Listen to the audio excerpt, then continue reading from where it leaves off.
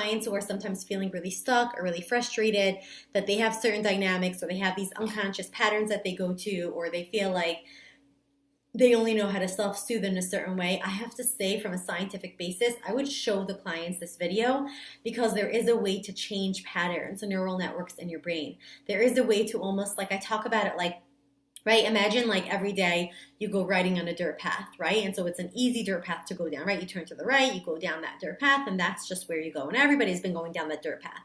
And you're basically saying, I want to learn a different way of doing this thing called life. Or I want to do a different way of dealing when I feel anxious. Or I want to figure out a way to deal with things differently than what I've been modeled or what I've done all my life. And so what we're essentially saying is, here's this dirt path. I want to start paving. I want to be like a trailblazer, and I want to pave a completely different path.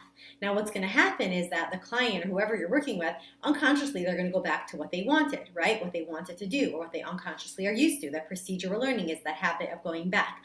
And slowly over time, I always tell clients, it's not just success is not just that you're not going back to your old pattern and that you're trying this new pattern. Success is even just noticing that there's a pattern that you have, noticing the procedural learning, noticing the beliefs, noticing the behaviors that you almost like inherited or that you've almost like incorporated in your life. So even just awareness, even just noticing that you're triggered, even just widening that window of consciousness and being like, I'm aware that I'm about to yell, but I'm actually about to yell, versus being completely disconnected or dissociated and just going back to that unconscious pattern, and then you have no awareness. And if you don't have awareness, right, if you're not able to make the implicit or the unconscious conscious, you can't change it.